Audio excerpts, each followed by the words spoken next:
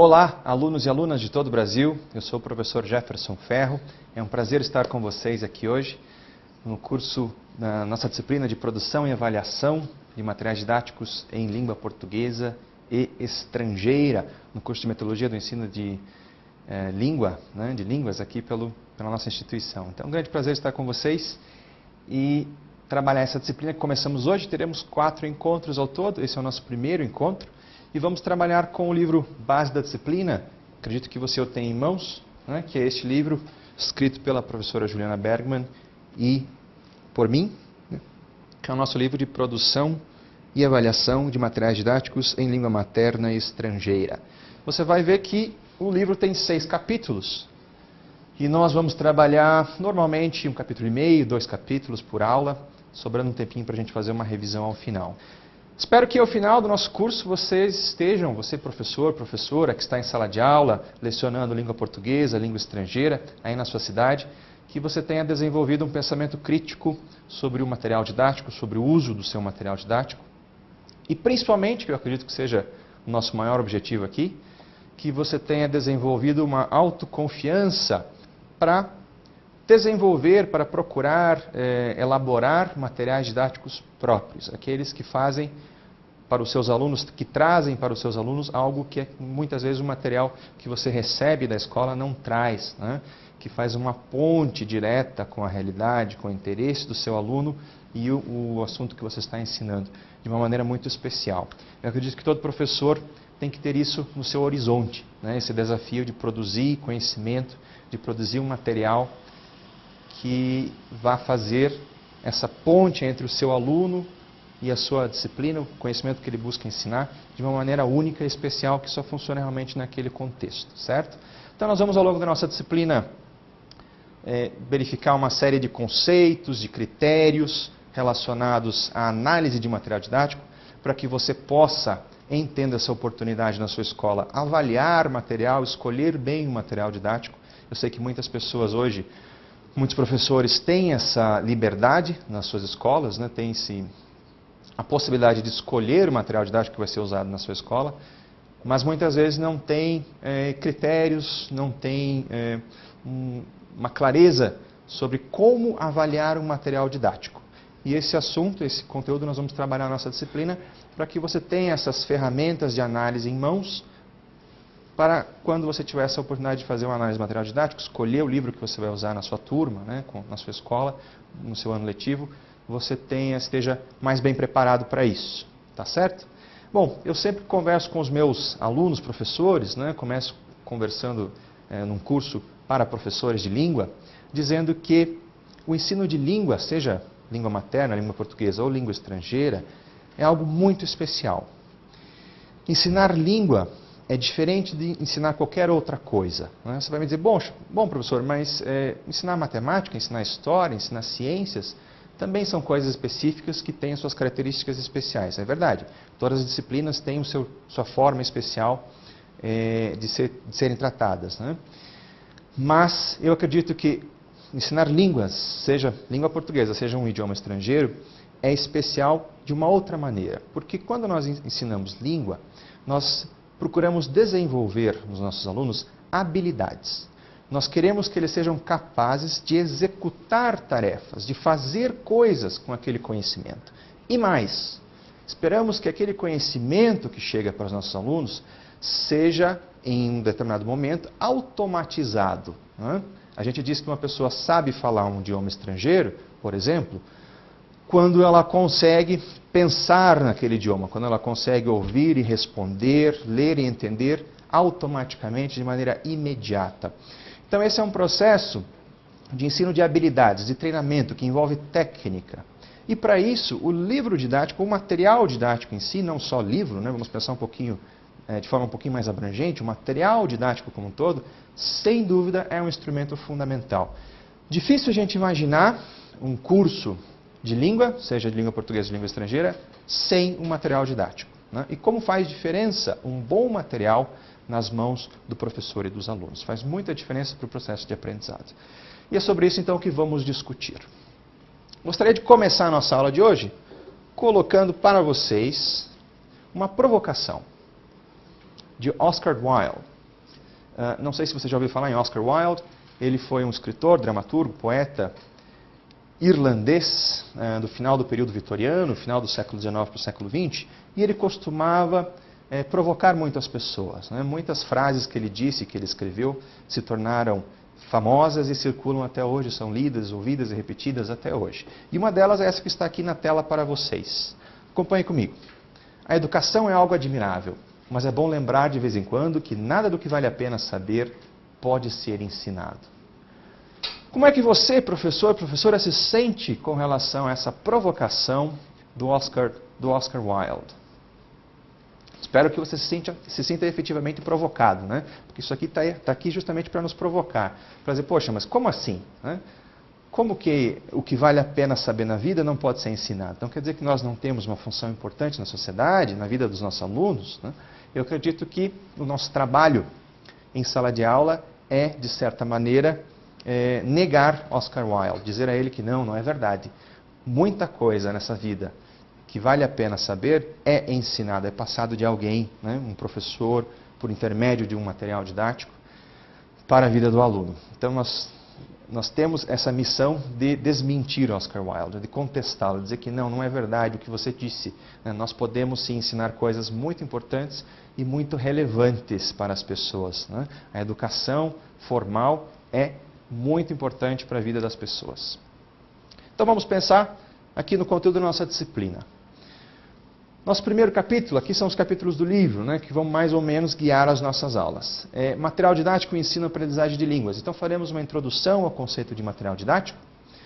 No segundo momento, pensando na língua materna, avaliação de materiais didáticos, vamos estudar ainda hoje critérios específicos, né, como avaliar o material didático, como definir se ele é bom, se não é, que aspectos têm que estar presentes num bom livro didático, num bom material didático. Terceiro capítulo, língua materna, produção de materiais didáticos. Vamos também investigar o Plano Nacional do Livro Didático, o PNLD, que estabelece alguns critérios fundamentais para nos guiar nesse processo de avaliação e desenvolvimento de material. Na segunda parte, já voltamos o nosso olhar para a língua estrangeira.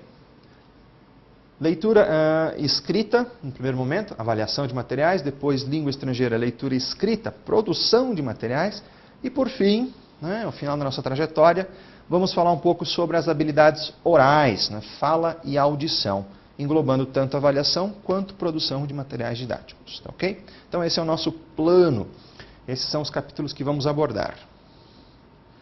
Começando, portanto, com o primeiro deles, material didático, ensino, aprendizagem de línguas. Nos perguntamos, o que é material didático? Então, para você que entra em sala de aula cotidianamente, o que é que significa material didático? O que é que você, professor, professora, identifica como material didático? Sem dúvida nenhuma, o seu livro base. O livro base que você tem da disciplina é um material didático. Mas será que só isso, só o livro é material didático? Não. A rigor, tudo que você usa, todo material que você usa para ensinar alguma coisa, que tem uma função didática, pode ser chamado de material didático. Prosseguindo então, que função que esse material tem e com que frequência devemos usá-lo? Vamos pensar nessas questões e digo até para você, caso você tenha um livro com o qual você trabalha cotidianamente, que faz parte da sua vida, traga-o para a sala de aula, traga-o para o momento da aula, para que à medida que nós estejamos trabalhando esses conceitos, você já possa inclusive manusear o seu livro e pensar nele, pensar na organização dos conteúdos daquele livro a partir dos critérios que nós vamos discutir aqui durante as nossas aulas. Isso pode deixar a aula mais concreta para você. Então é uma dica que eu deixo. Prosseguindo então, nós entendemos que o material didático tem como um dos seus principais propósitos, o auxílio ao trabalho do professor. Planificação, execução e avaliação, ou seja, ele organiza aquele conteúdo didático que nós nos propomos a ensinar, prevê estratégias de execução, desenvolvimento, exercício e também, claro, formas de avaliação. Então, todas as etapas fundamentais ao processo de ensino-aprendizagem devem fazer parte do material didático. Estão no cerne das suas funções, da sua razão de ser. Funções do material didático. A de ser inovador. E hoje em dia isso não é tão fácil, porque o mundo muda tão rapidamente. Como é que o material didático pode ser inovador? Essa é uma questão que se colocou muito seriamente depois da internet. Imagina que você desenvolve, eu que sou autor de material didático também, penso nisso. Você desenvolve um livro didático lá, de língua portuguesa, e você coloca textos, letras de canções e tudo mais. Até esse livro sair da gráfica e chegar nas mãos dos seus alunos, já se passaram uns 2 anos, pelo menos, no momento em que você escreveu. Não é? E aí, a chance dele já estar levemente desatualizado é grande. Então, hoje em dia, como o mundo muda com uma velocidade muito grande, com a internet, com as mídias digitais aí bombando, é difícil para um material didático trazer conhecimento muito fresco, muito novo. O que até, de certa forma, é bom para nós professores, porque isso deixa um espaço muito concreto de atuação para o professor. Né? Então, se é difícil para um livro que foi escrito há 3 anos atrás soar ou parecer atual para o aluno, então aí existe um espaço para que o professor faça a sua aula de uma outra forma, usando o material didático, mas complementando-o, né, para que a aula se torne mais atual. Então o material tem essa função sim de inovar, se não tanto no conteúdo, na apresentação do conteúdo, mas na forma de ensinar, com metodologia de ensino, com técnica de ensino diferente. Tem também a função de ser motivador.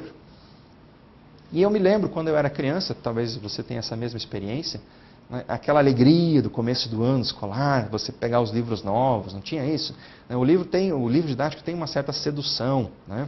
Aquela coisa do conteúdo que você vai estudar ao longo do ano. Depois vai chegando no final do ano, ele já está todo lá meio amassadinho, rabiscado, a gente nem se preocupa muito mais com ele. Mas ele tem essa coisa da motivação, né? de trazer uma coisa. Eu acredito que toda criança tem essa curiosidade de querer saber o que tem lá, né? O que tem dentro do material para ela, o que aquele material vai trazer para ela. Então, sem dúvida, essa é uma das funções principais do material, de ser motivador da aprendizagem. Depois nós vemos lá, estruturador, claro, ele vai estruturar, organizar os conteúdos, né, de certa forma. Configurador também, né? Como é que ele configura essa distribuição dos conteúdos. Controlador, porque estabelece um ritmo, um processo de ensino-aprendizagem, começo, meio e fim. E, sem dúvida nenhuma, comunicativo, à medida em que ele abre portas para que os alunos se comuniquem uns com os outros, para que os alunos pesquisem no mundo, para que os alunos saiam do livro e vão, ou saiam do CD-ROM, da internet, e vão para o mundo buscar mais informações sobre aquele assunto. Então, essas são funções ditas, de certa forma, genéricas aqui sobre o material didático. Tipos de materiais didáticos. Nós temos vários tipos, né? Como eu disse, a rigor, qualquer material que você use como um fim didático, né, para o qual você dê uma finalidade didática, pode ser considerado material didático. Então, nós temos lá uma apostila, como essa aqui, que aqui está, né? É um material didático. Também livros, a internet, e hoje em dia, cada vez mais, eu vejo as escolas, os fabricantes de materiais didáticos, desenvolvendo a ideia de portais didáticos, para tentar superar exatamente essa limitação da inovação, do conteúdo recente, que você tem com a impressão. Você imprimir o livro, vai demorar para chegar nas mãos do aluno, quando ele chega lá já não é mais novo, né? O conteúdo que está lá já não é mais tão atual. Então, você está vendo uma migração ou um investimento maior em portais na internet, porque existe uma possibilidade de você trabalhar com conteúdos, com formas, apresentações de maneira mais dinâmica, né? E o livro não fica... o livro fica desatualizado, mas o conteúdo do portal não, né? Você tem como atualizá-lo.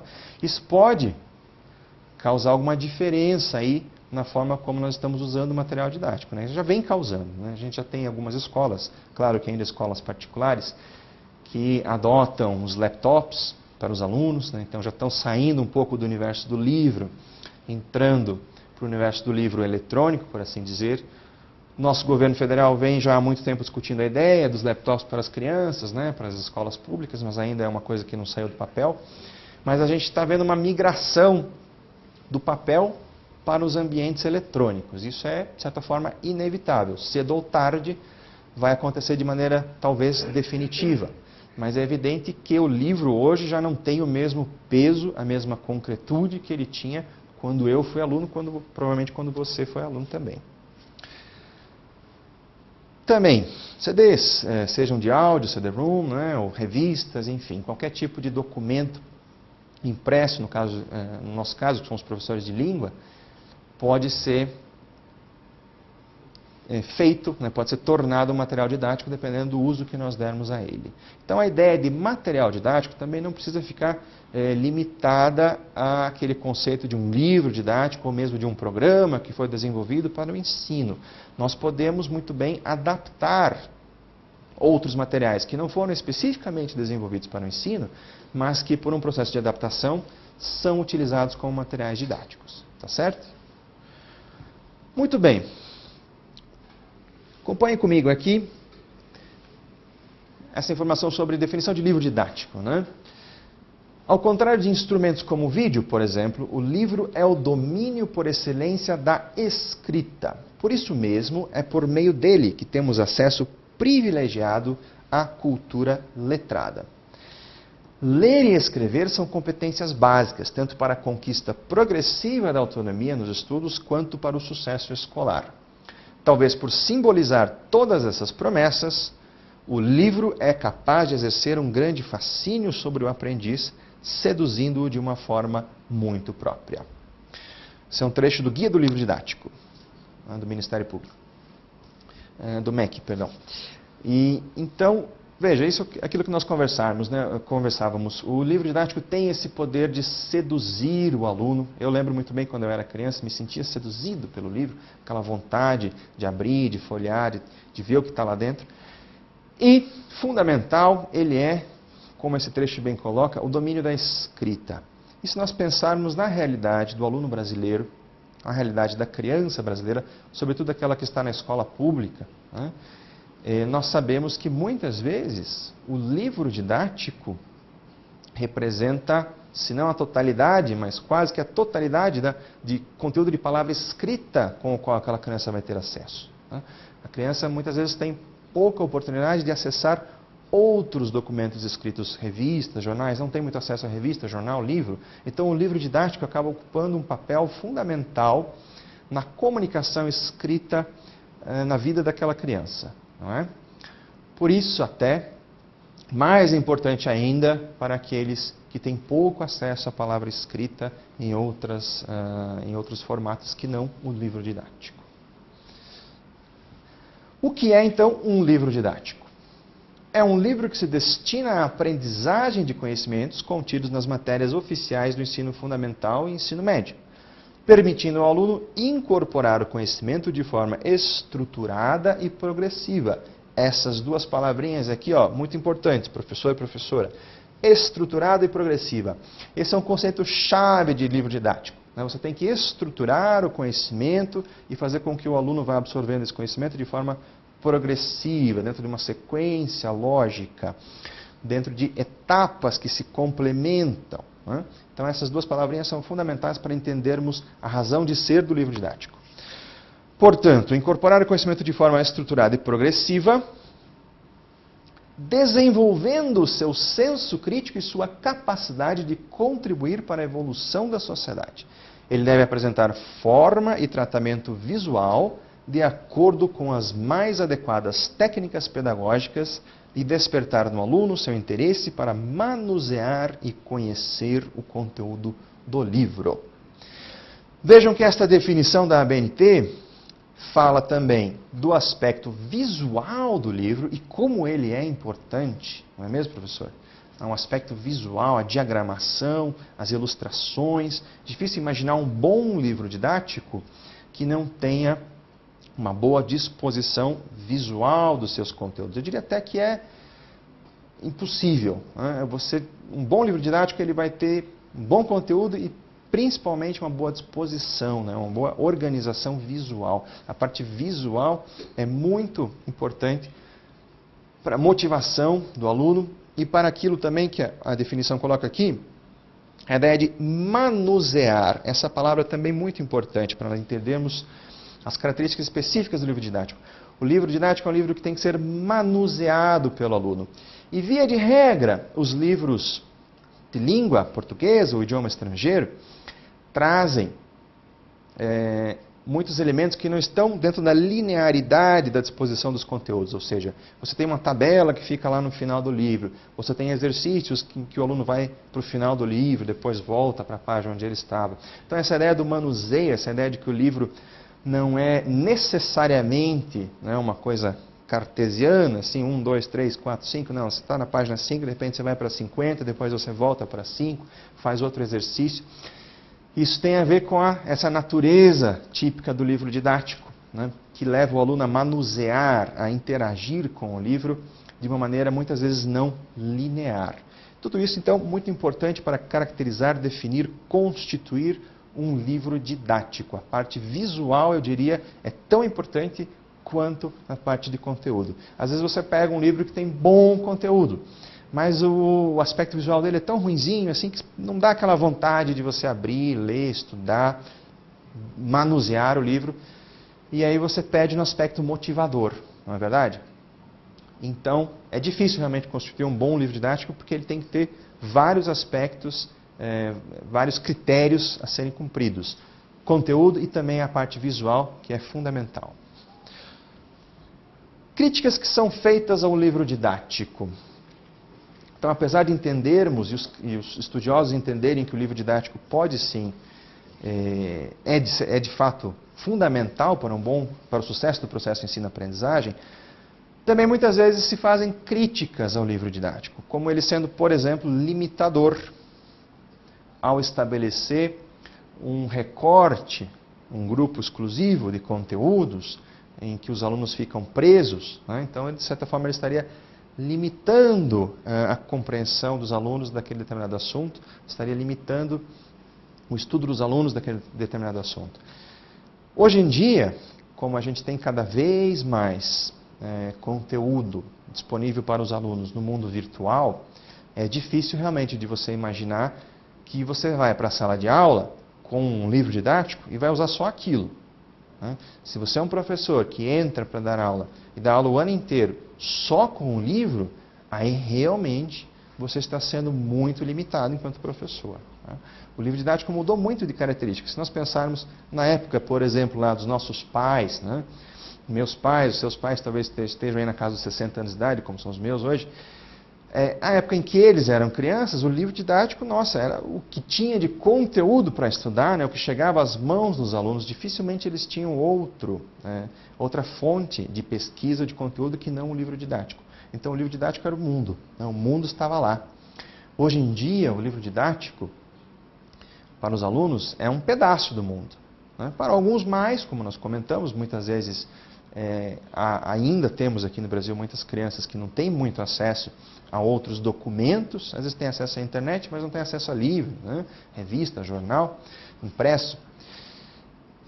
Mas, a rigor, ele não é mais, né? Não tem mais esse peso todo que ele tinha há duas, 3 gerações atrás. Né? Hoje ele é apenas parte do conteúdo que você tem para ensinar, parte daquilo que os alunos podem acessar de conteúdo. Né? Os alunos têm mais condições de acessar. Então, a gente não pode mais ficar presos, limitados única e exclusivamente ao conteúdo do livro didático.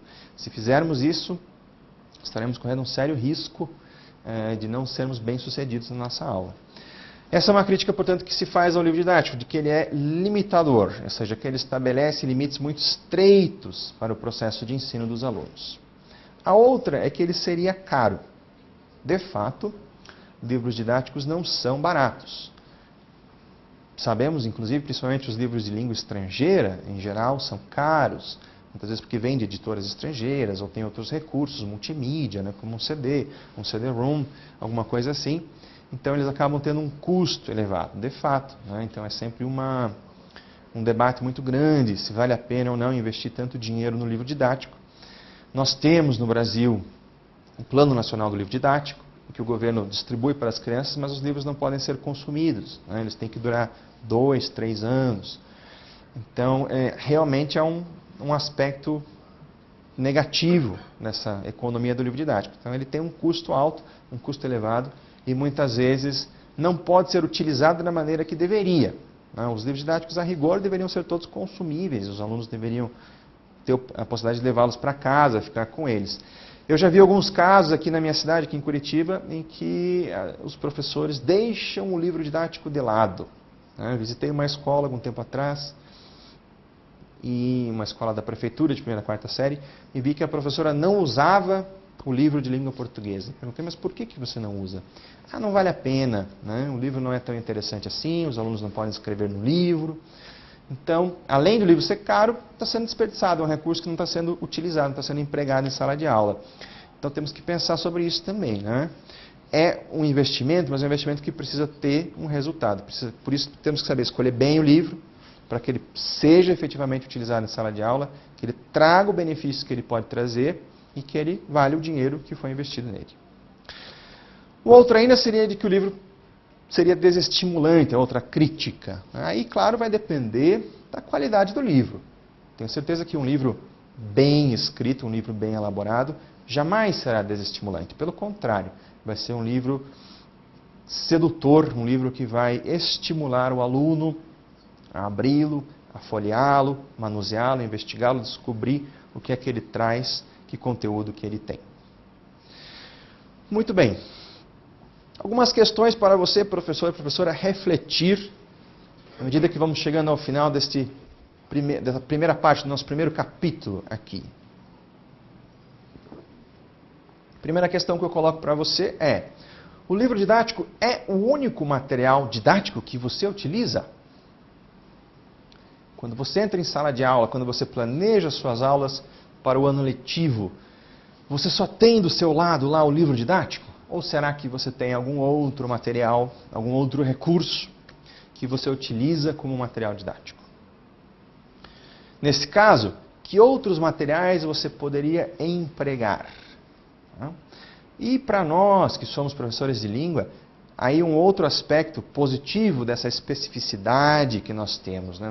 Ensinar línguas é diferente de ensinar qualquer outra disciplina. Por quê? Porque nós ensinamos habilidades. Nós queremos que as pessoas aprendam a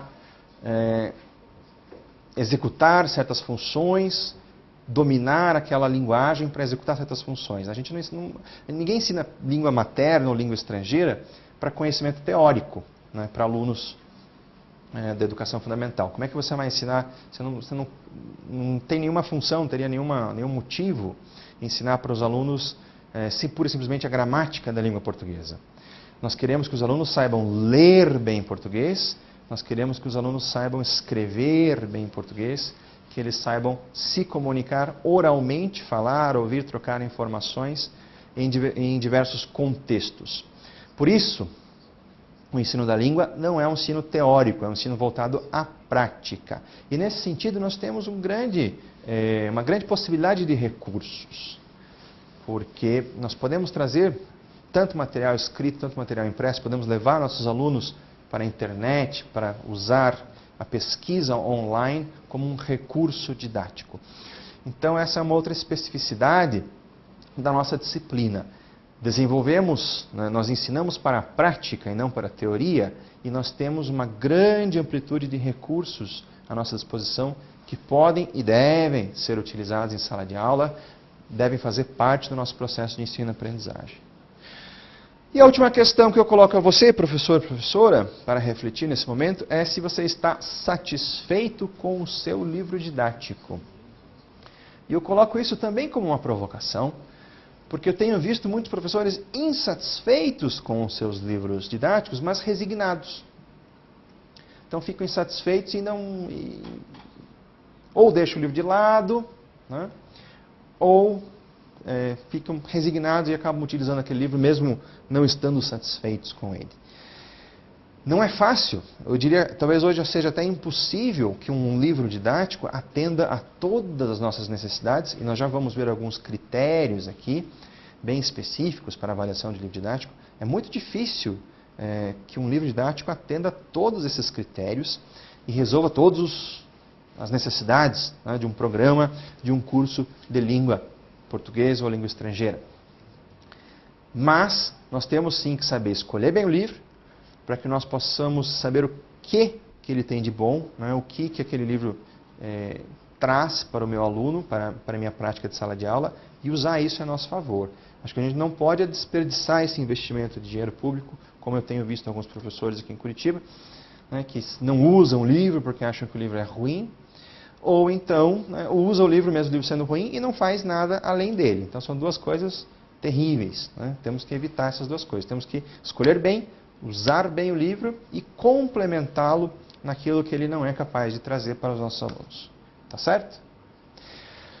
Continuamos então. Entramos agora no segundo capítulo do nosso livro base, pensando em critérios específicos para avaliarmos materiais didáticos, né? Livros e materiais, e eu quero muito que você, professor ou professora, faça bom uso desses critérios. Porque eu sei que muitos professores aí pelo Brasil afora têm essa oportunidade de participar do processo de escolha dos livros que as escolas deles vão utilizar. Então esse processo de escolha tem que ser feito com critérios, não pode ser feito de maneira superficial ou de maneira que não seja bem pensada, bem estudada. Por isso vamos avaliar alguns critérios e, por favor, aprenda bem esses critérios, use esses critérios na próxima oportunidade que você tiver para fazer seleção de livro didático na sua escola. Vamos então tentar responder essa pergunta. Como escolher bem o livro didático? Objetivos principais do livro didático: corresponder às necessidades do estudante, refletir os usos da língua e facilitar o processo de aprendizagem. Pensando então num livro de língua portuguesa, um livro de língua materna, né, o que significa esse refletir os usos da língua? Bom, ele não pode ficar restrito a apenas um registro. Ele não pode ficar restrito a trabalhar trechos de textos literários ou apenas textos jornalísticos, né? Ele tem que refletir uma série de diferentes usos da língua, o uso coloquial, numa conversa entre amigos, entre colegas, o uso literário, o uso jornalístico, enfim, outras situações, o uso da escrita na internet. Ele tem que ser abrangente nesse aspecto, ele tem que refletir diversos usos da língua, ele não pode ficar só batendo samba de uma nota só, né, só numa tecla, apenas um foco. E facilitar o processo de aprendizagem, corresponder às necessidades do estudante, são ideias um pouco genéricas, mas tentando deixá-las mais concretas. Né? O que é que você precisa ensinar aos seus alunos? Os alunos precisam aprender a escrever melhor? Então, o livro tem que trazer um trabalho, tem que englobar um trabalho com a escrita que seja determinante para você, que te auxilie a desenvolver esta habilidade com os seus alunos. Tem que trazer exercícios, né, variados, estruturados e com propostas diferentes e com etapas de construção diferentes.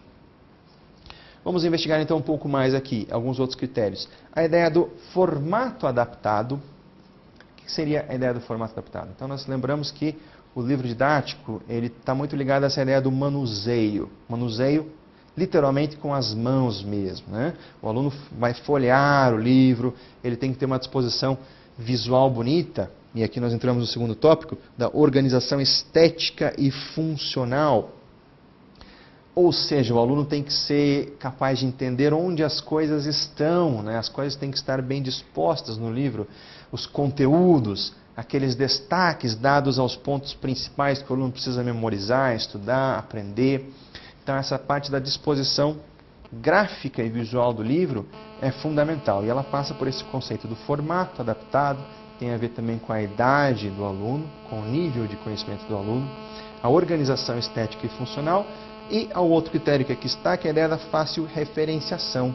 O que significa fácil referenciação quando nós falamos sobre um livro? Significa que o aluno quer encontrar alguma coisa e ele sabe onde aquela informação está. né? Onde é que está o exercício de escrita? Eu sei que ele vai estar lá na página tal, ele tem uma designação gráfica diferente. Onde é que está a informação sobre a gramática? Então ela tem também uma informação gráfica diferente. Então essa ideia da fácil referenciação trata disso, de você encontrar as coisas no livro. Você já teve essa sensação de estar usando um livro e de não saber onde as coisas estão? De ficar meio perdido com o livro? Já teve essa sensação? Poxa, onde é que está aquilo? Como é que eu acho aquela informação? Como é que eu acho o vocabulário? Onde é que eu acho a gramática? Então, isso é muito importante para a disposição gráfica do livro, né? Ele tem que ser fácil da gente encontrar as coisas nele. E por último, colocado aqui, qualidade das ilustrações, que tem a ver com a organização gráfica do material, né? Também já cansei de ver livros que tinham ilustrações muito ruins e que eram, de certa forma, desmotivadores nesse sentido. Porque como a ilustração é ruim, o aluno não se sente motivado a ler, a entender aquela história que está se passando e tudo mais.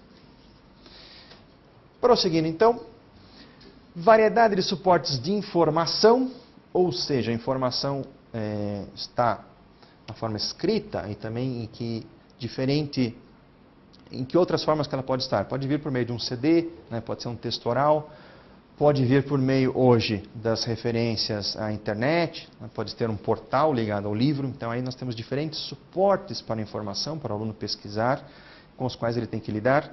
A ideia da legibilidade, como o livro é escrito, o aluno entende o que ele tem que fazer.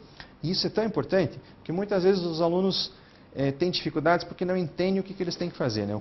O livro escreve lá um enunciado de um determinado exercício, o aluno não entende o enunciado, não sabe o que tem que fazer. Então isso tem a ver com a legibilidade do material. E por fim, diversidade de informação e pontos de vista. Então um livro também não pode ser monotônico, né? Não pode ter apenas um aspecto, um ponto de vista único. Isso fica mais claro, mais evidente em livros de outros conteúdos, como o caso de história, sociologia, mas é claro que também passa pelos livros de língua portuguesa e língua estrangeira. Então o livro não pode ter apenas um ponto de vista, apenas um foco da informação. No caso de língua estrangeira, nós podemos pensar na associação com determinados países.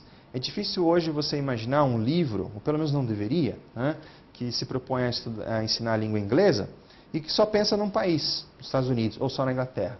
Ele tem que ter diversidade de pontos de vista, ele tem que ter focos diferentes. Tem que falar do inglês, dos aspectos culturais na Inglaterra, nos Estados Unidos, mas também na Jamaica, na Austrália, na Nova Zelândia e assim por diante. A mesma coisa com o espanhol, né, que é uma língua bastante próxima de nós aqui, né? Então tem que mostrar o espanhol, tem que mostrar a realidade cultural dos países que estão na América Latina, na América do Sul, América Central e também o espanhol europeu. Então o livro não pode ser monotônico, não pode ter um foco só, pensar voltado para um lado só. Ele tem que ser o mais abrangente possível. Pensando agora em critérios didáticos. O que nós vimos anteriormente eram critérios gerais, agora vamos pensar em critérios didáticos. O primeiro deles, a adequação ao currículo. Então aqueles conteúdos que o livro traz estão adequados ao currículo que você tem que seguir, ao currículo, a previsão de conteúdos para aquela determinada série. Então esse é um primeiro critério. Segundo, progressão adaptada. Então se existe uma lógica, né, para o ensino do conteúdo, se o livro coloca esses conteúdos de maneira progressiva, de maneira que o aluno vá gradualmente adquirindo cada vez mais conteúdos. E uma coisa também bastante específica do ensino de línguas é que é sempre necessário fazer revisões. A gente não pode esperar, por exemplo, o meu livro na unidade 1, livro de inglês, ensinou o verbo to be. Não aparece mais o verbo to be no livro inteiro, até o último capítulo. Não pode, né? Os conteúdos linguísticos não são aprendidos, não são absorvidos de forma estanque, isolada, que você aprende um, depois aprende o outro, depois aprende o outro. Não, eles são aprendidos de forma conjunta. Isso é uma característica da linguagem verbal. Você não consegue separar as coisas de forma tão estanque. Então é preciso que sempre haja um processo de revisão. E eu diria a você que isso talvez seja uma das coisas mais difíceis de se fazer em materiais de língua estrangeira. Você sempre retomar os conteúdos que já foram trabalhados, revisar, colocá-los novamente com uma outra abordagem, com outro formato, com outro aprofundamento.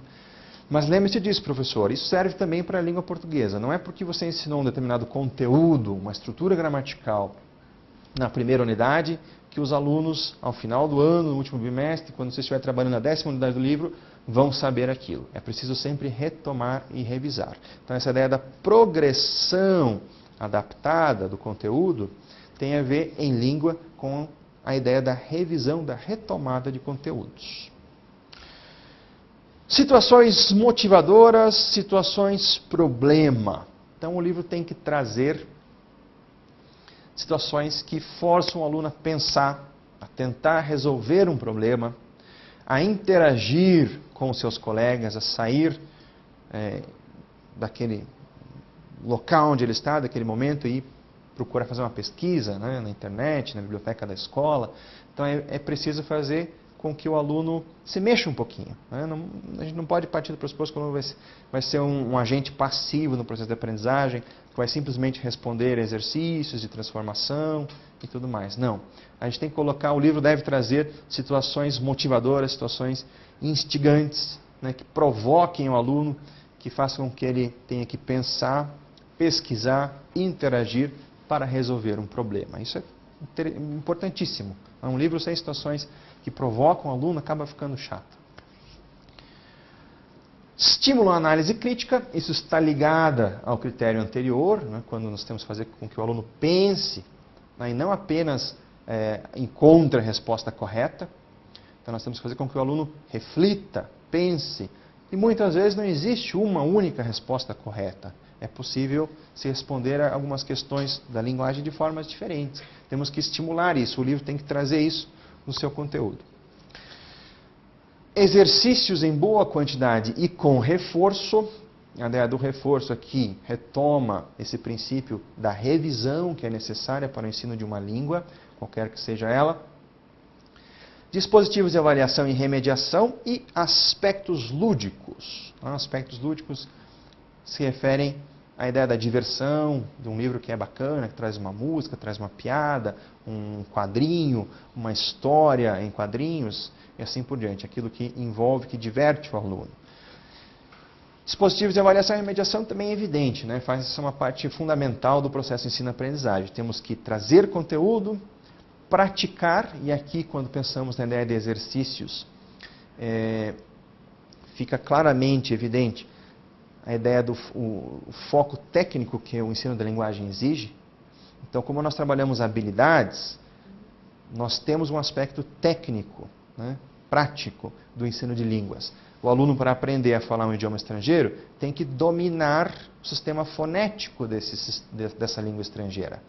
Como é que ele vai aprender a falar os sons da língua estrangeira? Ora, praticando, até mesmo porque envolve movimentos musculares. Então ele tem que mexer os lábios, a língua, produzir sons de uma maneira diferente do que ele faz na sua língua materna. Por isso, existe esse aspecto técnico da língua estrangeira, que você precisa ter repetição de determinados padrões. Tem que ter exercícios, às vezes até físicos, como são o caso dos exercícios de fonética, que o aluno precisa fazer e tem que ser em bom volume, né, para que possa trazer resultado. Muito bem. Pensando agora, então, em critérios pedagógicos. São perguntas que você pode se fazer quando estiver avaliando um livro. Tá? Será que o livro apresenta uma coerência entre suas referências teóricas e os conteúdos propostos ao aluno? Né?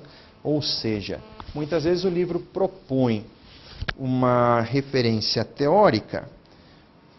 O livro diz que ele tem uma determinada abordagem, por exemplo, ele é construtivista, ou ele é comunicativo, mas na prática isso não acontece, os exercícios não são feitos desta forma. Né? Os conteúdos não são dispostos dentro daquela metodologia que o livro diz ter. Será que o livro apresenta uma coerência entre as competências esperadas do aluno e as situações a ele propostas. Essa é uma pergunta muito interessante, muito prática. O que é que você espera que os seus alunos sejam capazes de fazer ao final do ano letivo? Bom, eu espero que eles sejam capazes de escrever um e-mail, eu espero que eles sejam capazes de escrever uma história, descrevendo o que aconteceu na vida deles. Será que o livro didático traz exercícios, traz conteúdo, input linguístico, que vão possibilitar ao seu aluno executar essa tarefa ao final do processo? Então aí você pode fazer essa medição. Bom, o que eu quero que meus alunos sejam capazes de fazer? O que é que o livro traz de conteúdo, de exercícios, de prática linguística, para fazer com que eles cheguem àquele objetivo? Um outro critério fundamental: anuncia claramente ao aluno aquilo que ele vai aprender. Por que que isso faz diferença? Ora, imaginem vocês aqui, hoje eu cheguei no começo da nossa aula e disse a vocês o que nós íamos trabalhar ao longo da nossa aula, do nosso curso, quais eram as minhas expectativas, que vocês se tornassem mais críticos com relação ao livro didático, que vocês tivessem mais autoconfiança para desenvolver suas atividades próprias. Então eu já estou prevendo, dizendo a vocês o que eu espero, quais são os nossos objetivos com a nossa disciplina. O material didático tem que fazer a mesma coisa, ele tem que dizer para o aluno o que é que nós vamos aprender nessa unidade, que habilidades que nós vamos desenvolver, que nós vamos praticar, que vocês deverão ser capazes de executar ao final desse conteúdo. Por quê? Como seria diferente se não o fizesse? Não é verdade? Imagine então que o livro não dissesse nada, ou que eu não dissesse nada para vocês sobre o que nós pretendemos fazer aqui nessa disciplina. Então vocês estariam lá descobrindo, tateando. Então quando a gente prevê o que vai ensinar, quando a gente diz para os alunos, quando o livro traz essa previsão do conteúdo que vai tratar, fica muito mais fácil acompanhar, desenvolver, pensar nas etapas de princípio, meio e fim. Como é que você vai desenvolver? Onde é que você tem que chegar? Eu já sei onde é que eu tenho que chegar, então eu consigo entender as etapas do processo. Por isso, um dado fundamental.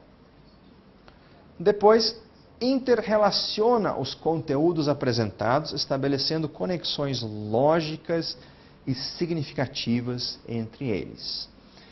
Então, seu livro, e isso não é fácil de fazer, hein, gente. Eu sei que isso aqui, muitos livros às vezes pecam nesse aspecto, porque é um aspecto mais complexo mesmo.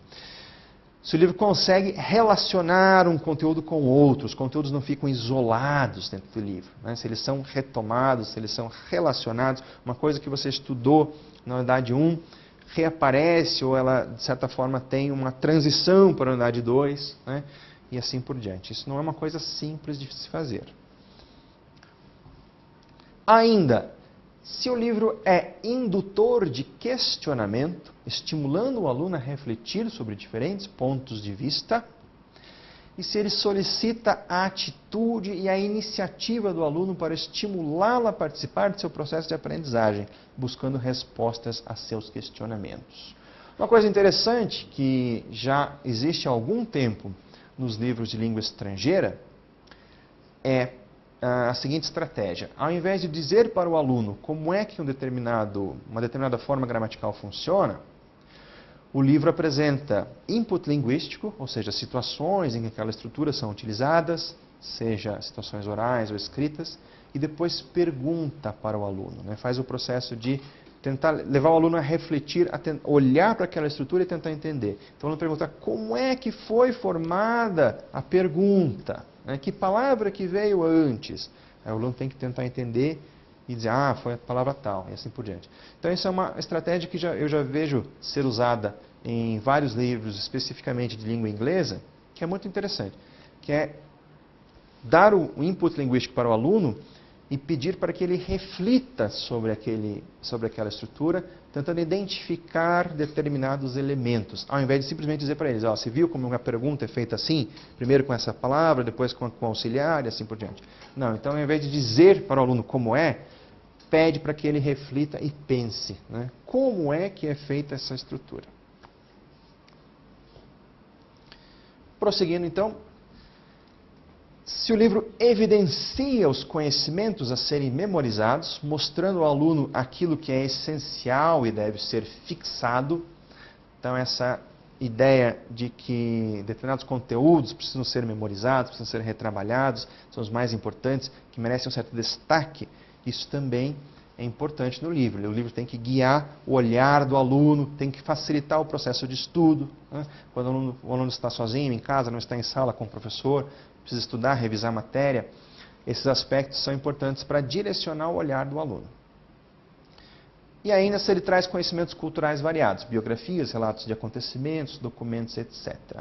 Então essa lista, né, de critérios que nós vimos serve para você, professor, para você fazer uma avaliação do livro na sua escola, quando você tiver essa oportunidade. Então você pode usar isso até como um checklist, né?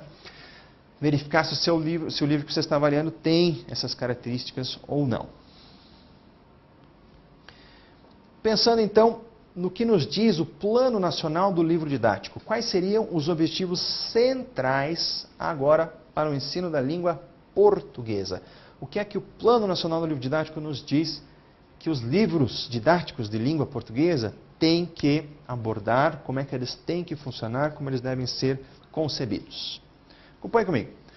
O processo de apropriação e desenvolvimento pelo aluno da linguagem escrita e da linguagem oral, especialmente das formas da linguagem oral que circulam em espaços públicos e formais de comunicação nas maneiras mais complexas e variadas possíveis.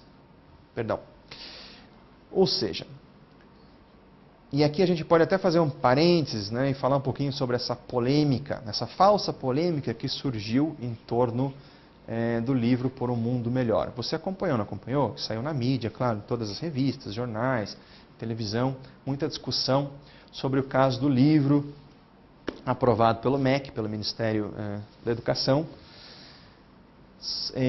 que trazia um exemplo de linguagem oral coloquial. Na verdade, o que aconteceu foi uma falsa polêmica, né? Porque em nenhum momento o livro, que aliás é muito bem escrito, muito bem feito, Por um Mundo Melhor, em nenhum momento o livro propõe ensinar ao aluno aquilo que ele já sabe que é a linguagem coloquial do dia a dia. Ele apenas reconhece aquela variedade linguística como legítima e como pertencente à identidade de muitas pessoas, muitos falantes brasileiros, né? Por isso, toda aquela polêmica que se criou é uma falsa polêmica, uma polêmica em torno de um desentendimento da proposta do livro. Se as pessoas que criticaram tivessem de fato lido e entendido o que o livro propõe, não estariam criticando como criticaram. O que é que o Plano Nacional do Livro Didático do MEC nos diz então? Que é função do livro didático de língua portuguesa tratar da linguagem oral, né? E levar o aluno a desenvolver aquela forma ou aquelas formas da linguagem oral que circulam em espaços públicos e formais de comunicação, nas maneiras mais complexas e variadas possíveis. Portanto, o Plano Nacional do Livro Didático está dizendo que sim, devemos trabalhar, né, tratar da comunicação oral, da expressão oral dos alunos, focando nas estruturas mais formais, ou seja, temos que ensinar sim os alunos a falar, fazendo uso da norma culta, da norma padrão da língua portuguesa, que é o que faz o livro Por um Mundo Melhor. Também, o desenvolvimento da proficiência na norma culta, especialmente em sua modalidade escrita, mas também nas situações orais públicas em que seu uso é socialmente requerido, sem que se desconsiderem as demais variedades linguísticas as quais funcionam em outras situações. Ora, perfeito, né? Então vamos trabalhar sim com a norma culta, vamos desenvolver a proficiência dos alunos na norma culta, seja na forma oral e na forma escrita, sem partir do princípio de que não existem outras formas, né? Sem que se desconsiderem as demais variedades linguísticas as quais funcionam em outras situações. Por quê? Ora, se o seu aluno chega de casa, né, falando uma variedade que não é a norma culta, e a grande maioria das crianças brasileiras, sobretudo as das crianças da escola pública, trazem para a sala de aula uma variedade que não é a norma culta na língua portuguesa, né? Elas falam, se comunicam de uma forma linguística diferente. O que é que não se pode ser feito? Dizer para a criança que aquela forma né, com a qual ela se comunica, aquela linguagem que ela usa, é uma linguagem que não deveria existir. Né? Achar que nós vamos simplesmente apagar a linguagem da criança. Como fazer isso? Se aquela linguagem tem a ver com a identidade dela, tem a ver com a sociedade em que ela vive, com os pais dela, com a família, com os amigos. A gente não pode promover o apagamento da identidade linguística daqueles que não falam a norma culta. Isso é uma bobagem. Né? Isso é uma ideia fascista. Né? E querer apagar, fazer que todo mundo fale a mesma linguagem, a mesma variedade linguística. Isso não acontece em lugar nenhum do mundo. Em todos os países, França, Inglaterra, Estados Unidos, as pessoas têm variedades linguísticas diferentes. Existe a norma culta, que é a norma do estudo, do trabalho. Mas na rua, em cada localidade, nas regiões, né, no interior do país, as pessoas falam outras variedades linguísticas, que são tão legítimas quanto a norma culta. O que nós temos que fazer é apenas, claro que é a obrigação da escola, a escola nunca deve fugir desta obrigação, ensinar a norma culta, fazer com que os alunos se tornem proficientes na norma culta, tanto de forma escrita quanto da forma oral. Mas isso não significa que se tenha que apagar as outras variedades. Como diz aqui o Plano Nacional do Livro Didático, né? Nós vamos, gostaria de ler mais uma vez com vocês, né? Desenvolver a proficiência na norma culta, especialmente em sua modalidade escrita, mas também nas situações orais públicas em que seu uso é socialmente requerido, sem que se desconsiderem as demais variedades linguísticas, as quais funcionam em outras situações. Né? Então, esse conceito de linguagem, que é muito importante que nós, professores de língua portuguesa, tenhamos em sala de aula. Ensinar língua portuguesa não significa promover o apagamento das outras variedades linguísticas que não são as variedades da norma culta. Isso seria, em primeiro lugar, seria impossível, porque não ia funcionar na prática. Em segundo lugar, seria uma agressão, né, contra a identidade de tantas pessoas que usam uma outra variedade. Mas nós temos sim, a nossa responsabilidade é ensinar, levar os alunos à proficiência na norma culta, tanto na manifestação oral, quanto na manifestação escrita.